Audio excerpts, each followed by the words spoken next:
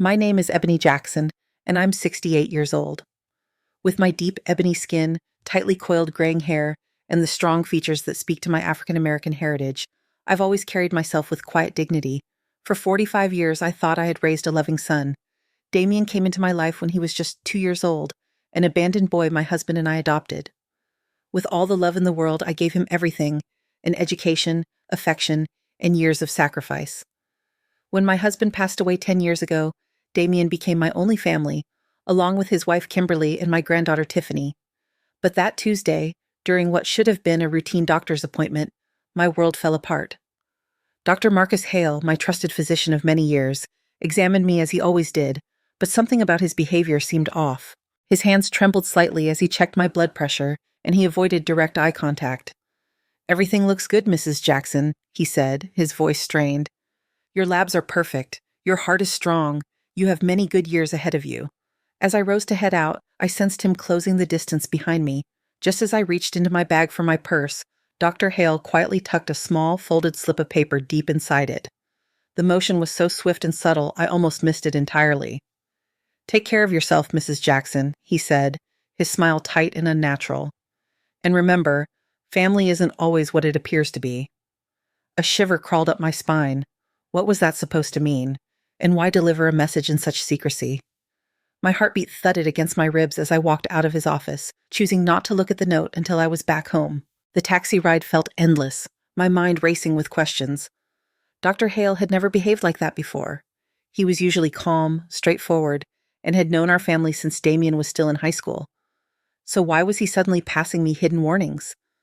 When I stepped into the house, Damien was sitting in the living room with Kimberly and Tiffany. They were speaking quietly, almost conspiratorially, but the moment they noticed me, the conversation died. Kimberly was holding a stack of papers, documents she immediately shifted behind her back as if she didn't want me to see them. "How was your doctor's appointment, Mom?" Damien asked, his smile not reaching his eyes. "Everything's fine, son. The doctor said I'm in perfect health," I replied, trying to sound normal. Kimberly exchanged a look with Damien that didn't go unnoticed. Why did they seem so disappointed? Were they hoping the doctor would tell me I was sick? "That's great, Grandma," Tiffany said, but her voice sounded strangely cold. "It means you have plenty of time left to enjoy yourself." That night at dinner, I noticed my family was acting very strange. Damien barely spoke to me. Kimberly answered in monosyllables, and Tiffany avoided my gaze. There was a tension in the air that you could cut with a knife. "Is something wrong?" I finally asked. "No, Mom, everything's fine," Damien replied quickly. "We're just tired." After dinner, I went to my room with a heavy heart. Something was definitely going on, and the doctor's note was starting to make sense. With trembling hands, I took the paper from my purse and unfolded it. What I read took my breath away. "Mrs. Jackson, your family was here yesterday.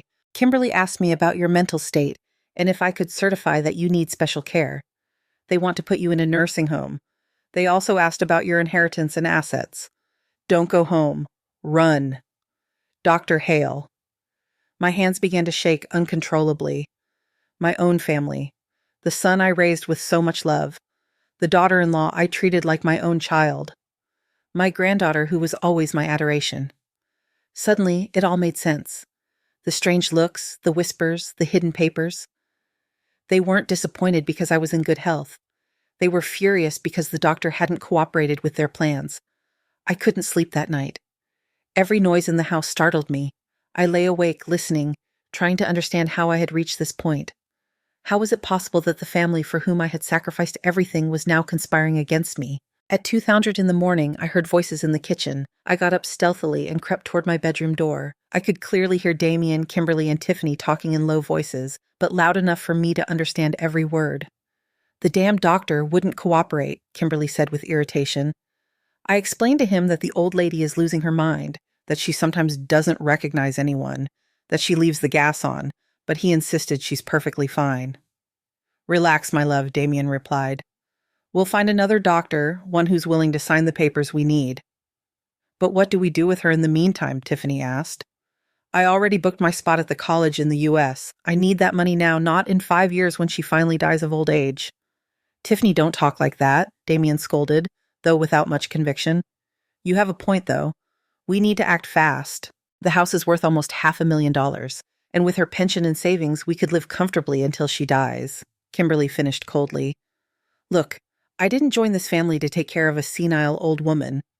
I married you because I thought you'd inherit soon, but it's been 10 years and she's still here spending our money.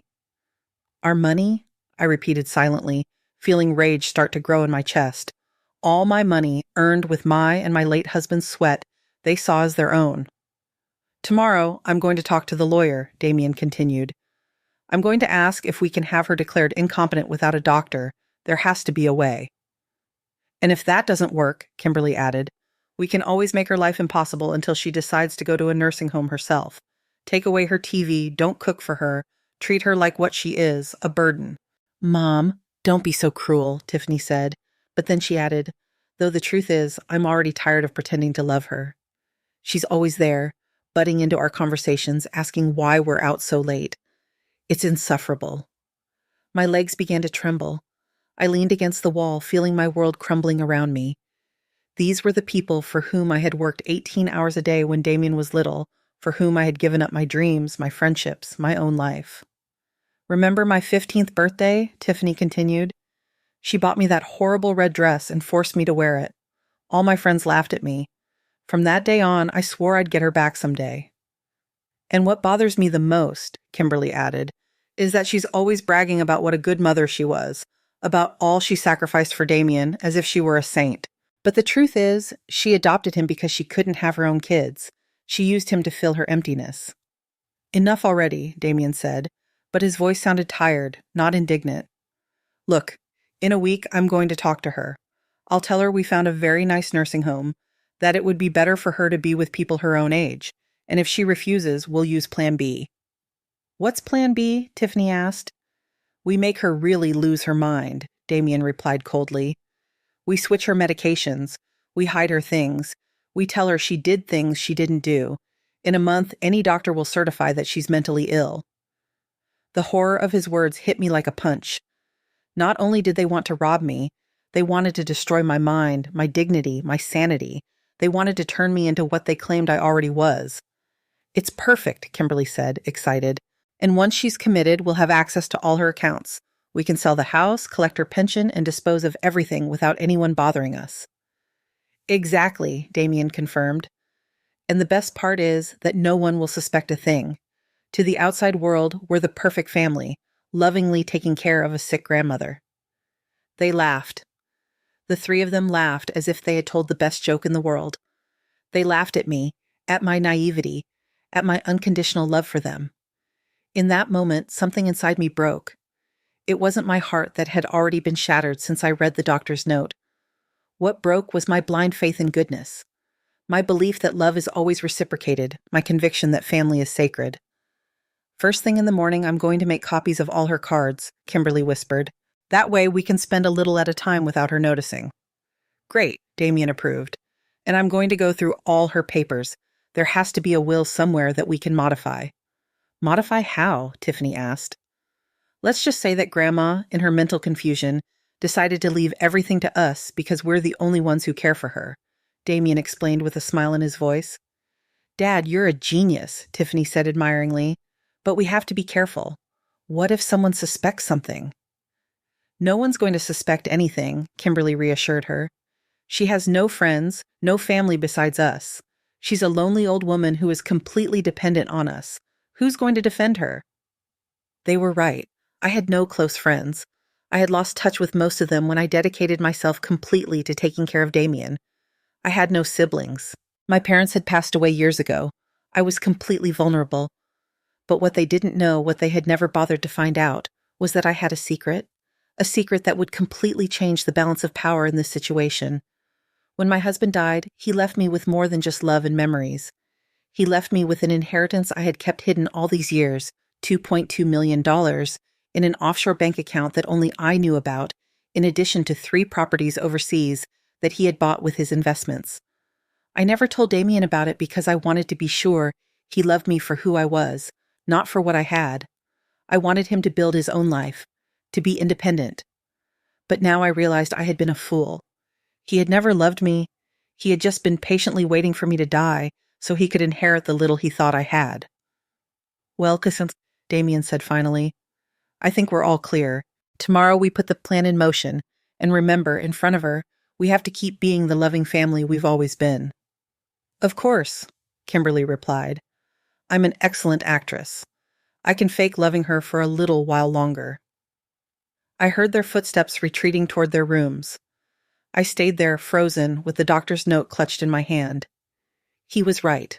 I had to run, but I wasn't going to run like a scared victim. I was going to run like a woman who had just woken up from a 45-year-long dream. I was going to run to plan the most perfect revenge they could ever imagine. I spent the rest of the night planning. I didn't sleep for a minute, but for the first time in months, I felt completely awake. I knew I had to act fast and intelligently. They had underestimated the senile old lady, but they would soon discover they had woken up the wrong woman. At 5:00 in the morning, when I was sure everyone was asleep, I silently took out my smallest suitcase and packed only the essentials. Personal documents, a few changes of clothes, my medications, and most importantly, the little notebook where I had written down all the details of my secret accounts. Before leaving, I decided to do something that would give me an advantage in the future. I took out my phone and activated the voice recorder. Then I pretended I had forgotten something and walked back through the house, making sure to pass near Damien and Kimberly's room. As I expected, they were already awake, whispering about their plans for the day. Kimberly was talking about making copies of my cards, while Damien mentioned his appointment with the lawyer to ask about the declaration of incompetence. Do you think she suspects anything? Kimberly asked, worried. Impossible, Damien replied. She's too old and trusting. Besides, what could she do? She has nowhere to go. She has no money of her own. She has no friends. We're all she has. It's pathetic, Kimberly added with contempt. A 68-year-old woman who is completely dependent on us. Sometimes I feel sorry for her, but then I remember she chose this life. She could have remarried after her husband died, but she chose to stay here being the perfect grandmother, and now she's going to pay for that decision, Damien concluded coldly. Perfect. I had recorded enough material to sync them. After that, I put the phone away and finished getting ready to leave. I left a note on the kitchen table that said, "Gone to run some errands. I'll be back later. Ebony." I knew they wouldn't suspect a thing.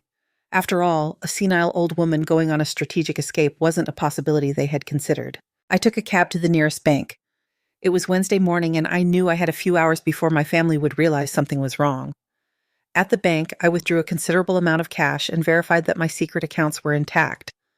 The teller, a young woman named Sasha, looked at me with curiosity when I asked to withdraw $5,000 in cash.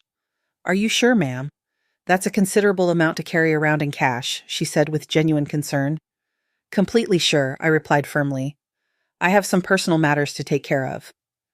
After the bank, I took another cab to the most elegant hotel in the city. I knew I needed a place where I would feel safe while planning my next moves. The Lux Horizon Hotel was perfect, discreet, comfortable, and with services that would allow me to maintain my privacy. "How long will you be staying with us?" The receptionist, an elegant woman in her 40s, asked me. "I'm not sure," I replied. You might? Yeah, he replied. "It could be a week. It could be several months. It depends on how certain family matters unfold." She nodded with professional understanding and assigned me a suite on the 10th floor. As I went up in the elevator, I felt a mix of terror and excitement. For the first time in decades, I was making decisions just for myself. The suite was beautiful, spacious, with a view of the city, elegantly decorated, and equipped with everything I needed. I sat on the living room sofa and, for the first time since the night before, allowed my emotions to overwhelm me.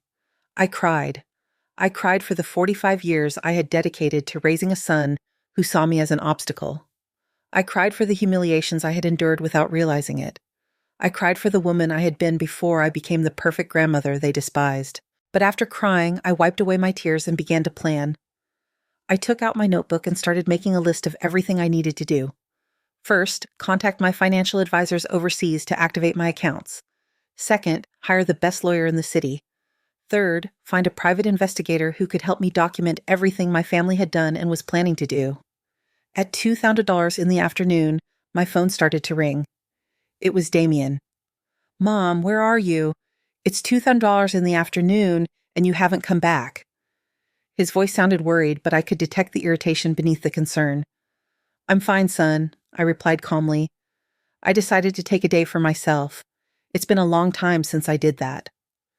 "A day for yourself? What does that mean? Where exactly are you now? His voice was clearly annoyed.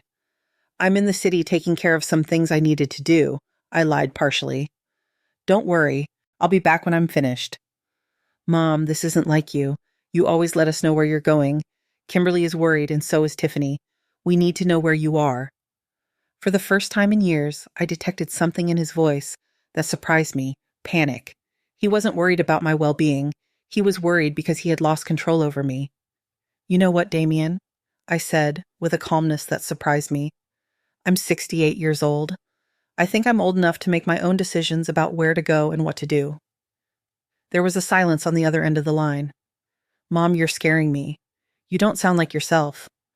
Are you taking your medications? He asked. And in that question, I could hear the beginning of their strategy. He was already planting the seed that I was not mentally well. I'm perfectly fine, son. I've never been better, I replied and hung up. I immediately turned off my phone. I knew they would call me obsessively, and I needed peace to do what I had to do. That afternoon, I hired the most prestigious law firm in the city.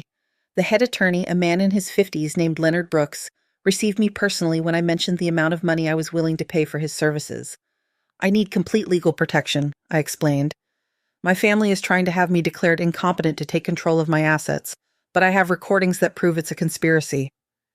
Mr. Brooks listened carefully as I played the recordings I had made that morning. His expression grew more and more serious. Mrs. Jackson, this is very serious, he said finally. What your family is planning constitutes elder abuse, conspiracy to commit fraud, and potentially forgery of documents. We could prosecute them criminally. That's exactly what I want, I replied with determination. But I need to do it strategically. I want them to pay, but I want it to be in the most painful way possible for them. Mr. Brooks smiled. It was the smile of a man who had found a case he liked. Mrs. Jackson, I think you and I are going to work very well together, he said. I'm going to assign my best team to your case, but I need you to tell me everything. Absolutely everything. I told him about adopting Damien, about my husband, about the years of sacrifice, about the secret inheritance, about everything. Mr. Brooks took notes carefully. Do you know exactly how much money you have in your secret accounts, Visheka? He asked me. $2.2 million in cash, plus 3 properties overseas that are worth approximately $1.5 million more, kids, I replied. Mr. Brooks stopped writing and looked at me with renewed respect. Miss Jackson, you are not just a victim of family abuse. You are a very powerful woman who has been underestimated by her family. We are going to use that power to teach them the lesson of their lives. For the first time in days, I smiled genuinely. The war had begun, but now I had the right weapons. That night, from the comfort of my hotel suite, I turned on my phone to check my messages. I had 37 missed calls from Damien, 15 from Kimberly, and 8 from Tiffany. The text messages were becoming more and more desperate. Mom, please answer. We are very worried. Ebony, if you don't respond, we're going to call the police. Grandma, where are you? Dad says you're going to get into trouble. I decided to reply only to Damien. I'm fine, don't worry. I'll come back when I'm ready. The response came immediately. Mom, this isn't normal. You need to come home now. Kimberly made your favorite dinner. His favorite dinner, as if after 45 years, he didn't know that Kimberly had never cooked anything special for me. It was another lie, another manipulation. The next day, Mr. Leonard Brooks called me early. Mrs. Jackson, I have some interesting news. My private investigator has already started working on your case and has discovered something important. Your daughter-in-law, Kimberly, has been using your personal information to apply for credit cards in your name for the past 6 months. What? I exclaimed, feeling indignation grow in my chest. She has 5 credit cards that you never authorized, with an accumulated debt of $43,000. Purchases at luxury stores, expensive restaurants, even a trip to the Florida Keys last month, the lawyer explained. But I never went to the Florida Keys, I said, confused. No, ma'am, they went.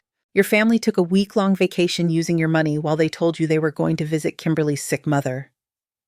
The memory hit me like a slap. I remembered that week perfectly. Kimberly had cried, saying her mother was very ill and they needed to go and take care of her urgently. I had given them money for the trip in addition to what they had already stolen with the fake credit cards. Mr. Brooks, what else did your investigator discover? I asked, fearing the answer. Your son Damien lost his job 8 months ago, but he never told you. He has been living off your savings and pension. We also discovered that he has already contacted 3 different doctors trying to find one who is willing to certify that you suffer from senile dementia. Each revelation was a deeper stab. Not only had they planned to rob me, but they had already been robbing me for months. Not only did they want to declare me insane, they had already started the process. And my granddaughter Tiffany? I asked, my voice breaking. She also has her secrets, Mrs. Jackson. She's 3 months pregnant, but she's lying to her parents about who the father is. Apparently, the real father is a married man of 50 who promised to leave his wife, but now doesn't want to know anything about the baby. Oh my God, I whispered. My granddaughter, the girl I had helped raise, was involved in a scandal that could destroy her future. There's more, Mr. Brooks continued. Kimberly has been having an affair with your neighbor Tony for the past 2 years. My investigator has photographs and videos that prove it. Tony, Vanessa's husband? I asked, remembering the sweet woman who lived next door. That's right. Apparently, Kimberly and Tony meet at a motel on Tuesday and Thursday afternoons, while Damien believes she's at her yoga class. The irony was brutal. While they were planning to destroy my life by accusing me of being crazy, each of them was living a lie that made them far worse than I could ever have imagined.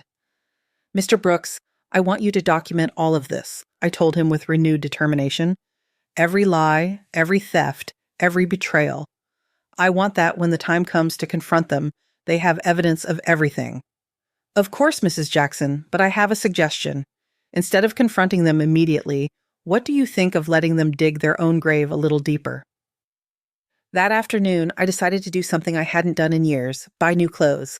I went to the most elegant stores in the city and bought 3 beautiful dresses, an elegant black one, a vibrant red one, and an emerald green one that made me feel powerful. I also bought new shoes, a genuine leather handbag, and even got my hair done at the city's most exclusive salon.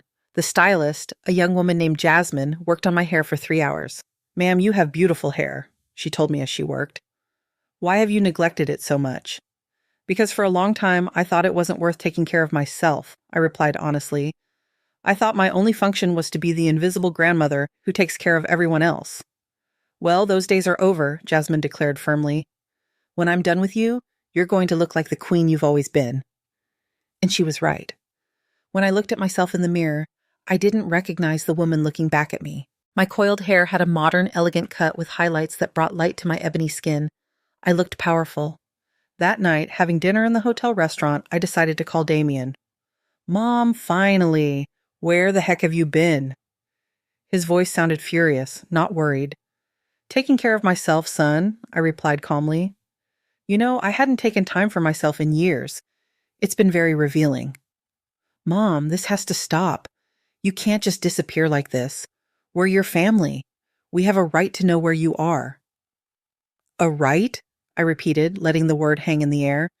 Since when does my family have a right over me? Since you started acting erratically, he replied. And there he was again trying to plant the seed that I was mentally unstable. Erratic. Does it seem erratic to you that a 68-year-old woman decides to take a few days for herself? Yes, when that woman has never done anything like that before. Mom, I think you need to talk to a specialist. A specialist? I asked, feigning confusion. What kind of specialist, Damien? A psychologist, Mom. Someone who can help you with these behavioral changes. Perfect. He was admitting his intentions on a call that I was recording. You know what, son? You're right. I do need specialized help, I told him. And I could hear his sigh of relief on the other end of the line.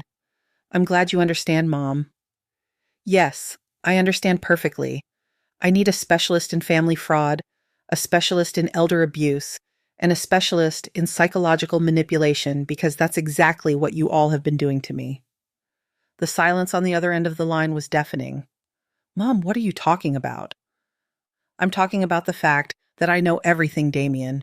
I know about the fake credit cards Kimberly took out in my name. I know about your plan to have me declared incompetent. I know about the doctors you've contacted. I know everything. Mom, that's ridiculous. I don't know what you're talking about. I think you really need medical help. You know what else I know, Damien? I know you lost your job 8 months ago and that you've been living off my money while lying to my face. I know about the trip to the Florida Keys that you paid for with my stolen money. I know many other things that are going to surprise you a lot when you see them in court. You're delirious, he said, but his voice no longer sounded sure. Delirious. Last night I heard you planning how to make me really go crazy by switching my medications. Is that a delusion too? This time the silence was even longer. Mom, come home. We can talk about this as a family. No, Damien, we are no longer family. A family doesn't betray you the way you betrayed me.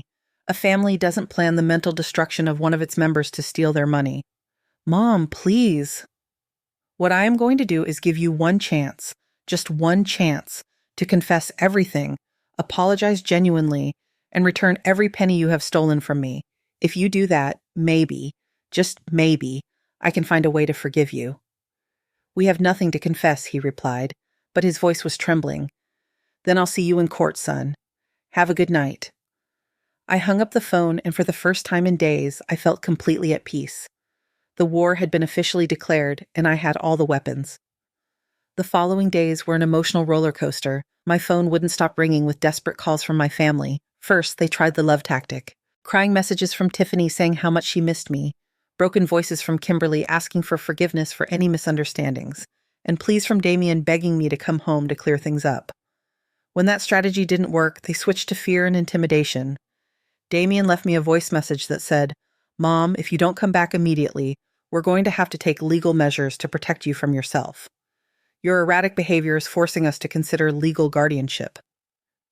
But Mr. Leonard Brooks had prepared me for this. "Mrs. Jackson, let them file the petition for guardianship," he advised me during one of our meetings. "It will be the best evidence we could have of their true intentions. Besides, we already have 3 independent psychiatrists who have certified that you are in perfect mental condition." Meanwhile, my private investigator had been very busy. Every day, I received new reports that left me more surprised than I thought possible. "Mrs. Jackson," he told me during our Friday meeting, "your family has dramatically accelerated their plans since you disappeared. Yesterday, Damien went to your bank trying to access your accounts, saying that you had suffered a psychotic episode and that he needed to temporarily handle your finances." "And what did the bank tell him?" I asked. "Fortunately, the bank manager is very professional. He told Damien that he would need official legal documentation to make any changes to your accounts, but Damien insisted so much that they had to ask him to leave. There's more. Yes, Kimberly has been selling your belongings. Yesterday, I saw that she posted several of your antique furniture pieces on an online sales page. She also tried to sell your jewelry collection to a pawn shop, but the appraiser refused because the pieces obviously belonged to an older person, and Kimberly couldn't prove she had authorization to sell them. My heart pounded. Those jewels were gifts from my late husband, unique pieces he had collected over decades. And my granddaughter Tiffany? I asked, with a lump in my throat. She has been the most active of all. She's been telling her friends that you are suffering from advanced Alzheimer's and that the family is considering having you committed. She has also been using this story to borrow money from several acquaintances, saying she needs funds to pay for her grandmother's medical care. Each revelation was more painful than the last. Not only were they stealing from me, they were destroying my reputation and using my supposed illness to manipulate other people. But here's the most interesting part, the investigator continued. Last night, the 3 of them had a meeting at your house with a man our sources identified as Victor Kane, a document forger known in the city's criminal underworld. A forger? I asked, feeling my blood run cold. Apparently, they are planning to create fake medical documents that certify your mental incompetence. Victor Kane specializes in creating fictitious medical histories and forging doctors' signatures. This was much worse than I had imagined. Not only did they want to steal from me, they were willing to commit multiple serious crimes to do so.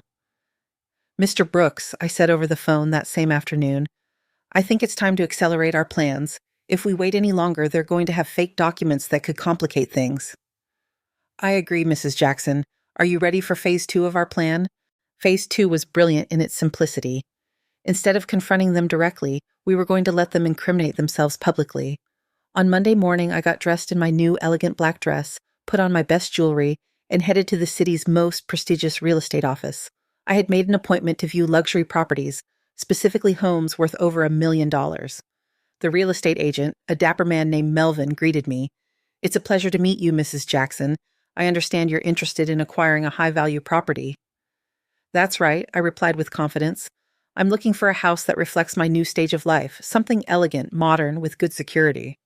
"Perfect. I have 3 properties that might interest you." What Melvin didn't know was that my private investigator had coordinated everything perfectly.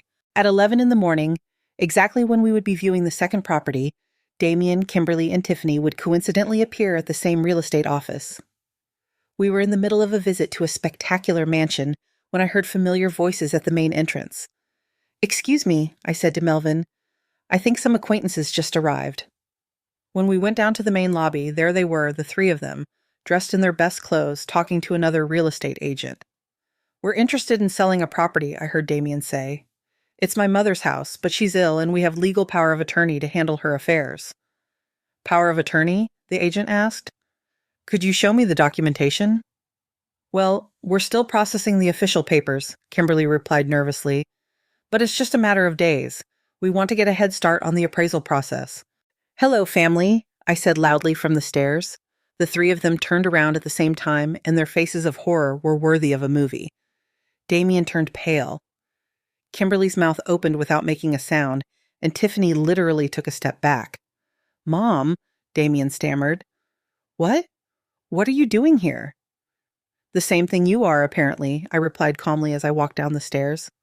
"Although I'm buying, not selling." Melvin, my real estate agent, approached with a professional smile. "Do you know these people, Mrs. Jackson?" "Unfortunately, yes," I replied. "This is my family. Or at least that's what I thought until recently." "Mom, we need to talk," Damien said, trying to sound authoritative but failing miserably. "About what, Damien? About how you were planning to sell my house without my authorization? About the fake documents you're processing? Or about the power of attorney you just mentioned that doesn't exist?" The other real estate agent looked confused and clearly uncomfortable. "Excuse me," he interrupted. "But if there is a legal conflict over the property, we cannot proceed with any appraisal until it is resolved." "There's no conflict," Kimberly said desperately. "It's just that she hasn't been right in the head lately." "I'm not right in the head," I repeated loudly, making sure everyone in the office could hear. "Is that why I'm here buying $1.5 million house with my own money?" Melvin's jaw dropped. $1.5 million, Tiffany whispered. "Oh yes, dear granddaughter," I said with a sweet smile. "It turns out your senile grandmother has a lot more money than you thought." I took out my phone and dialed Mr. Brooks's number. "Mr. Brooks, I'm at Elite Realty Partners. My family is here trying to sell my property without authorization and claiming they have power of attorney over my affairs. Could you send someone from your office to document the situation?" "Of course, Mrs. Jackson. Someone will be there in 15 minutes. I hung up and looked at my family with a calmness that surprised me. "Now we're going to wait for my lawyers to arrive," I announced. "And they're going to explain to everyone here exactly what legal documents you have, how you obtain them, and why you believe you have the right to sell my property." Damien tried to approach me. "Mom, this is a misunderstanding. We can solve it at home." "No," I said firmly, taking a step back. "There is nothing left to solve at home. I no longer have a home, at least not with you in it." Kimberly began to cry, but they were tears of panic, not sadness. "Ebony, please, we're family. Everything we've done has been for your own good." "For my own good?" I asked, raising my voice. "Stealing my money with fake credit cards was for my own good? Planning to forge medical documents was for my own good? Hiring a criminal to fake my medical history was for my own good?" Each accusation felt like a bomb in the lobby of the real estate office. The other clients and employees had stopped to listen, and I could see the expressions of horror and disgust on their faces. "We don't know what you're talking about," Tiffany lied desperately. "You don't?" I took out my phone and played one of the recordings I had made. Damien's voice filled the space. "We make her really lose her mind. We switch her medications. We hide her things. We tell her she did things she didn't do. In a month, any doctor will certify that she's mentally ill." The silence in the real estate office was deafening. I could see how the faces of the employees and clients were filled with indignation and repugnance. "That recording is illegal," Kimberly yelled hysterically. "Not in this state," I replied calmly. "And definitely not when it's recorded to prevent a crime that is being planned." At that moment, 2 lawyers from Mr. Brooks's firm arrived along with a public notary. "Mrs. Jackson, we are from the Brooks & Associates firm. We understand there are some people here who claim to have legal authority over your affairs." "That's right, sir," I replied. "I would like you to officially document that these 3 people have no legal power over me, my properties, or my finances, and that any attempt to exercise such authority constitutes fraud." One of the lawyers addressed Damien. "Sir, could you show me the documentation that supports your authority to sell Mrs. Jackson's property?" Damien opened and closed his mouth like a fish out of water. We're in the process of— In other words, they don't have any documentation, I declared, because they don't have any authority. What they do have is a criminal plan to steal everything I own. The public humiliation at the real estate office was just the beginning. When we left the building, my family followed me to the street, alternately yelling and pleading. "Mom, wait," Damien shouted. "Can't we fix this? It's all been a terrible misunderstanding." "Grandma, please," Tiffany cried. "I love you. You can't do this to us."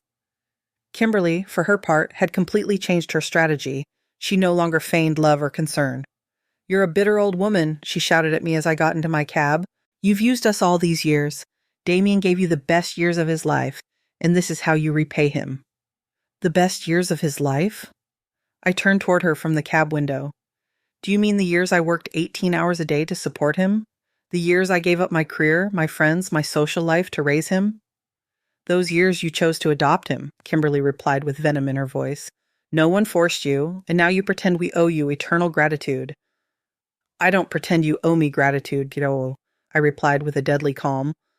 "I just pretend that you don't steal from me, that you don't betray me, and that you don't plan to drive me crazy to get my money." Apparently that was too much to ask. I told the cab driver to start the car, leaving my family shouting on the curb. That afternoon, Mr. Brooks summoned me to his office for an urgent meeting. "Miss Jackson, I have extraordinary news," he said with a smile I hadn't seen before. "Your family made a critical mistake after the incident at the real estate office." "What kind of mistake?" In their desperation, Damien went directly to the document forger, Victor Kane, and paid him $50,000 in advance to speed up the creation of your fake medical documents. $50,000? Where did they get so much money? From the credit cards they took out in your name, and apparently Kimberly sold her car. But here's the best part. Victor Kane is an FBI informant. He has been collaborating with the authorities for the past 6 months to dismantle a document fraud ring. I was speechless for a moment. "You mean that?" "That your family is not only being investigated for family fraud, but they are now under federal investigation for conspiracy to commit medical document fraud. The FBI has audio and video recordings of the entire transaction. That night from my hotel suite, I decided to do something I had been putting off. Confront each member of my family individually, but not face to face. I had something much more powerful in mind. I opened my laptop and created an account on the country's most popular live streaming platform. My title was simple but effective: A Grandma Tells the Truth About Her Family.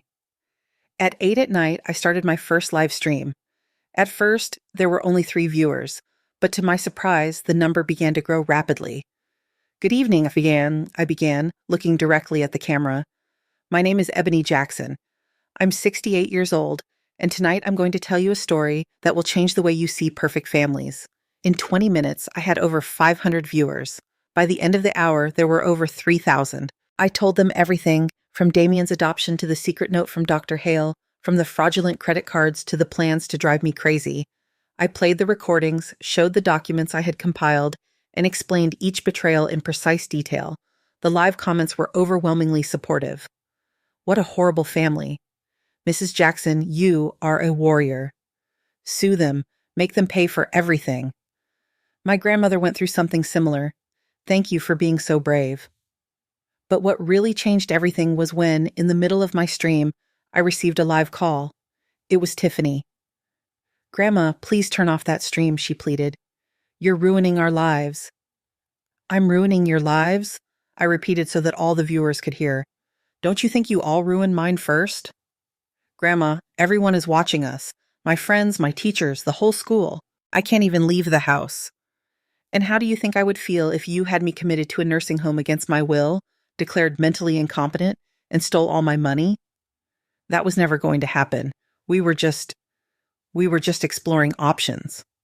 "Exploring options?" I shouted for the first time in days, losing the composure I had maintained. "Tiffany, I raised you since you were a baby. I changed your diapers. I took you to school. I took care of you when you were sick, and you were there smiling while your parents planned to destroy me." The silence on the other end of the line was deafening, but the live comments exploded. "Tell her the truth. This girl is shameless. Mrs. Jackson, don't let her manipulate you." "Grandma," Tiffany finally said in a broken voice, I I need money for college and for other things. You thought? You thought what, Tiffany? You thought I was your personal bank. You thought you could collaborate on a plan to drive me crazy and then use my money to pay for your studies. It's not like that. Then how is it? Explain it to the 4,000 people who are watching us right now. Explain to them why you told your friends you needed to borrow money to pay for my medical care while I was perfectly fine. Another silence, then barely audible. How do you know that? Because I'm not the senile old woman you think I am. I know everything, Tiffany. Everything, including things about you that your parents don't know. What? What things? Things that could ruin your future much more than this stream could. She hung up immediately, but the damage was already done. The viewers had heard my granddaughter implicitly admit that she knew about the plans against me. 5 minutes later, my phone rang again. This time it was Damien, and he sounded absolutely furious. "Mom, turn off that stream right now," he roared. "Hello, Damien," I said sweetly. "Do you want to talk to the 5,000 people who are watching us?" "This is defamation. I'm going to sue you for slander." "Slander? Is it slander to play audio recordings where you all plan to drive me crazy? Is it slander to show bank statements that prove you've been stealing from me for months?" "Those recordings are illegal. Not in this state, son, and definitely not when they're made to prevent a crime. But tell me, do you want to explain to all these viewers why you paid a document forger $50,000 yesterday afternoon?" The silence was so long I thought he had hung up. How do you know that?" "Because Victor Kane is an FBI informant. Damien, congratulations. Now you're not only being investigated for family fraud, but for federal conspiracy. You're lying. Want to bet? Check the news tomorrow morning. Or better yet, wait for the federal agents to knock on your door." The live comments went wild. FBI, FBI, FBI. This family is going to jail. Mrs. Jackson is a detective. Justice for Grandma. "Mom," Damien said in a broken voice, completely different from his fury before. "Please stop this. We can still fix it. We're family, aren't we, Damien?" I replied with genuine sadness. A family doesn't betray. A family doesn't steal. A family doesn't plan the mental destruction of one of its members. What you are is not a family. It's a criminal organization that shares a last name. We gave you 45 years of our lives. You didn't give me 45 years. I gave you 45 years of my life. I gave up everything for you. And you were just waiting for me to die to inherit what you thought I had. We need that money, Mom. We have debts, problems. And that's why you decided to drive me crazy. That's why you decided to steal from me. That's why you decided to destroy the last years of my life. It wasn't personal. Those 3 words hung in the air like a death sentence. It wasn't personal. 45 years of love, sacrifice, and dedication. And to him, it wasn't personal. "You're right, Damien," I said finally. "It wasn't personal for you all, and from now on, it won't be personal for me either. I'll see you in court." I hung up and looked at the camera. "And that, dear viewers, was my family," I said with a sad smile. "Tomorrow, I'll continue with this story. Good night." I ended the stream with over 7,000 viewers and hundreds of messages of support. For the first time in weeks, I went to sleep feeling that I was not alone in this battle. The next morning, I woke up with my phone exploding with notifications. My live stream had gone viral. I had thousands of messages of support, hundreds of interview requests from media outlets, and surprisingly, dozens of messages from other older people who had gone through similar situations. "Mrs. Jackson," one message said, "my son did the exact same thing. Thank you for being brave and telling your story. You've inspired me to take action." Another said, "I'm a lawyer specializing in elder abuse. Your case is textbook. If you need additional help, I'm at your disposal at no cost." But the message that impacted me the most was from a woman named Alicia Grant. "Mrs. Jackson, I'm a social worker. Just yesterday, I prevented a family from having their 75-year-old father committed after seeing your stream. Your courage is saving other grandparents." Mr. Brooks called me at 9 in the morning. "Mrs. Jackson, I have news that will change everything," he said with a smile I hadn't seen before. "The FBI arrested Victor Kane last night, and in his interrogation he confessed everything about the transaction with your family. Everything." Not only did he admit that Damien paid him to forge medical documents, but he also revealed that your family asked him to create a fake will in your name, leaving everything to them and declaring that you were mentally incompetent when you signed it. I felt as if I had been punched in the stomach. A fake will? Apparently, the plan was much more elaborate than we thought. They were going to use the fake medical documents to have you committed. Then they would present the forged will and finally wait for you to die in the nursing home to legally inherit everything. My God, I whispered. How long had they been planning this? According to Victor Kane, Kimberly first contacted him 4 months ago. This was not a desperate last-minute decision. It was a calculated and premeditated conspiracy.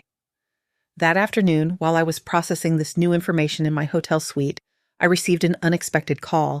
It was Tiffany, and for the first time in weeks, her voice sounded genuinely broken. Grandma, can we please talk? Just you and me. What for, Tiffany? For you to lie to me again?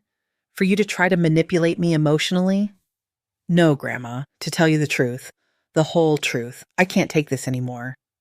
Something in her voice made me hesitate. I decided to take a risk. Okay, but it will be in a public place with witnesses, and I'm going to record the entire conversation. Whatever you want, just please. We met at the cafe in the hotel lobby. Tiffany arrived with eyes swollen from crying, dressed carelessly, very different from the vain girl I knew. Grandma, she began before I could say anything. You have to know that I never wanted things to go this far. How far, Tiffany? How far did you think was acceptable? At first, Mom and Dad just talked about convincing you to move to a luxury nursing home. They said it would be better for you, that you would have the company of people your own age. And what did you think? I thought maybe they were right. The house is very big for you alone, and sometimes you seemed lonely. She stopped and looked me in the eyes. But that was before I knew about the money. What money? They didn't know about my secret accounts. No, but they knew about your pension, about the savings you had in the local bank, about the value of the house. Mom had been investigating for months, going through your papers when you weren't home. She would call your bank pretending to be you. She even went to see your old boss to ask about your retirement pension. Each revelation was a deeper stab. And when they decided it wasn't enough to just convince me, Tiffany began to cry. When Mom found out that you could live another 20 years, she said she couldn't wait that long, that she needed the money now. What did she need the money for so urgently? To pay Dad's debts? He lost a lot of money on sports betting over the past 2 years. He owes over $100,000 to some very dangerous people. Another shocking revelation. Damien had not only lost his job, he was a compulsive gambler with dangerous debts. And what part did you play in all of this? I needed money for college and for other things. She unconsciously touched her belly. Other things like what, Tiffany? I'm pregnant, Grandma, she confessed finally. The father he's a married man who doesn't want to know anything about the baby. I need money to decide what to do. My heart broke for my granddaughter, but I also felt a deep rage. And that's why you decided to participate in a plan to drive me crazy. I didn't know they wanted to drive you crazy, she shouted, attracting glances from other cafe customers. I just thought they wanted a doctor to say you needed special care. What's the difference, Tiffany? I don't know. I guess there isn't a difference. She cried in silence for a few minutes. Grandma, when you left the house, everything fell apart. Dad and Mom do nothing but fight. Mom says it's all Dad's fault for gambling. Dad says it's all Mom's fault for being too ambitious. And I'm in the middle, pregnant and terrified. And now what do you want from me? I want you to forgive me, and I want you to know that if you testify against Mom and Dad, I'm going to tell the truth. Everything I know, everything I saw, everything I heard. I remained silent, processing this unexpected offer. Why would you change sides now, Tiffany? Because last night Dad told me that if everything goes wrong, they're going to say that I was the one who had the idea to steal your jewels. They're going to say that I manipulated them into doing it because I needed money for drugs. Drugs? I don't do drugs, Grandma. But Dad says it's more credible to blame the rebellious teenager than to admit that they planned everything. The final betrayal. Not only had they betrayed me, but now they were willing to betray their own daughter to save themselves. Do you have proof of what you're telling me? Tiffany took out her phone. I have recordings of all their fights since you left. I have text messages where they plan to blame me. I have videos of Mom counting the money she got from selling your jewels. Why did you record all of that? Because a week ago, I realized that when all this is over, they're going to abandon me too. I'm underage, I'm pregnant, and I have no money. They're going to need a scapegoat, and that scapegoat is going to be me. I looked at her intently, trying to determine if this was another manipulation or if I was finally hearing the truth. Tiffany, if you decide to testify against your parents, your life will change forever. Your relationship with them will be completely over. My relationship with them is already over, Grandma. From the moment they decided to use me as the part of their plan against you, and then decided to sacrifice me to save themselves. And what do you want in exchange for your testimony? I want you to help me finish high school. I want you to help me make the right decision about my pregnancy, and I want you to teach me how to be a strong woman like you. For the first time in weeks, I felt a spark of the old connection I had had with my granddaughter. Tiffany, if you do this, if you help me get justice, I'm not only going to help you with high school and with your situation, I'm going to teach you something much more valuable. What? I'm going to teach you that real family is not defined by blood, but by loyalty, respect, and genuine love. And that sometimes protecting yourself means moving away from toxic people, even if you share their last name. Tiffany extended her hand across the table. Deal, Grandma. I shook her hand, knowing that this moment would mark the beginning of the end for Damien and Kimberly. Deal, my girl, but now you're my ally, and allies protect each other. Are you ready for that responsibility? More ready than I've ever been for anything in my life. The day of the trial came faster than I expected. In 3 weeks, Mr. Brooks had built a case so solid that even my family's expensive lawyer recommended that they plead guilty to negotiate a lesser sentence. But Damien and Kimberly refused. They wanted to take the case to trial, convinced they could manipulate the jury with the image of the loving family caring for the confused grandmother. The day the trial began, I arrived at the courthouse dressed in my most elegant black suit, accompanied by Tiffany, who had decided to move in with me at the hotel for the duration of the legal process. Are you nervous, Grandma? She asked me as we went up the courthouse stairs. No, my girl, I replied calmly. I'm at peace. The truth always finds its way out. The courtroom was packed. My story had become national news after several outlets covered my live streams. There were journalists, cameras, and dozens of older people who had come to show their support. When I saw Damien and Kimberly at the defense table, I barely recognized them. Damien had lost weight and had deep, dark circles under his eyes. Kimberly looked gaunt and nervous. The stress of knowing they were facing years in prison had taken its toll. The prosecutor presented the case masterfully. He showed the audio recordings where they planned to drive me crazy. He presented evidence of credit card fraud. He explained the conspiracy with the document forger and finally showed the proof of the fraudulent mortgage on my house. But the most shocking moment came when Tiffany took the stand as a witness for the prosecution. Miss Jackson, the prosecutor asked her, can you tell us what you heard when your parents discussed their plans for your grandmother? With a firm, clear voice, Tiffany narrated every conversation, every plan, every betrayal. She described how they had planned to switch my medications, how they had calculated how much money they would get from my death, and how they had decided to blame her if everything went wrong. When she finished testifying, the silence in the courtroom was deafening. I saw several members of the jury wiping tears from their eyes.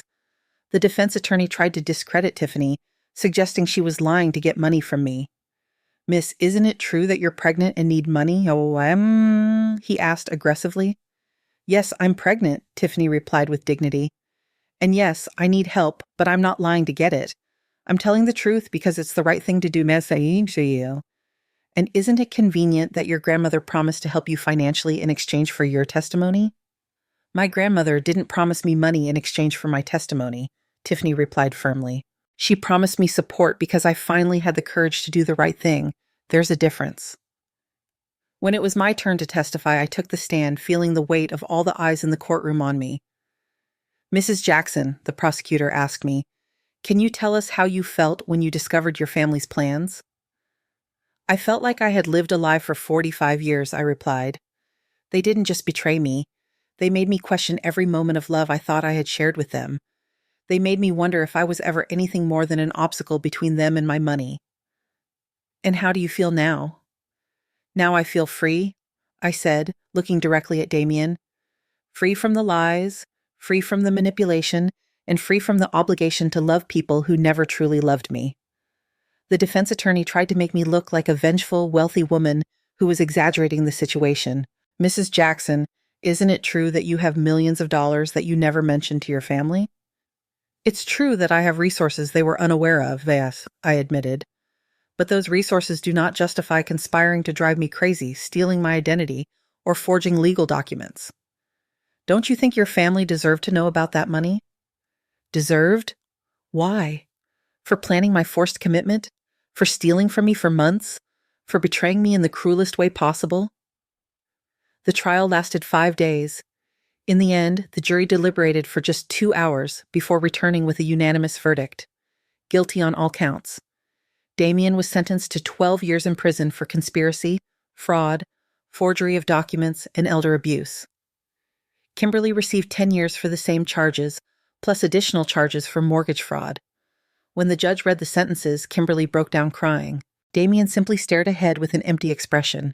After the trial, as we were leaving the courthouse, a reporter asked me, "Mrs. Jackson, do you feel that justice was served?" "I feel that legal justice was served, I replied. But the real justice was discovering who I truly was before it was too late to enjoy the rest of my life. 6 months later, I bought a beautiful house on the outskirts of the city. It's smaller than my old house, but it's full of light and has a lovely garden where Tiffany and I spend our afternoons. Tiffany finished high school with honors and decided to keep the baby. She is now studying law, inspired by everything we went through together. She says she wants to specialize in elder protection. "Grandma," she told me a few weeks ago as we worked in the garden, "do you ever regret adopting Dad?" "I don't regret adopting him," I replied, caressing the flowers we had planted together. "I only regret not having understood sooner that kindness should never be practiced at the cost of self-destruction." And what did you learn from all of this? I learned that real family is not defined by blood or shared years. It is defined by mutual respect, genuine loyalty, and unconditional love. I learned that it is better to be alone with dignity than to be accompanied by betrayal, and I learned that it is never too late to start over. Now at 69 years old, I am living the fullest life I have ever had. I travel, I read, I have new friends, and above all, I have a genuine relationship with my granddaughter, who has become the daughter of my heart that I always wanted to have. Damien and Kimberly have tried to contact me from prison several times, but their letters go directly to the trash, unopened. Some doors, once closed, should never be opened again. Every night before I go to sleep, I am thankful for 3 things: for Dr. Hale, who had the courage to warn me, for my own strength that I didn't know I had, and for discovering that endings can also be beginnings if you have the courage to write your own story. Kindness is still important in my life, but now I practice it with wisdom. I help other older people who are facing similar situations. I support Tiffany in her studies, and I have created a foundation to prevent elder abuse. But more important than all that, I finally learned to love myself as much as I loved everyone else my whole life. And that, my dears, is the most valuable lesson of all.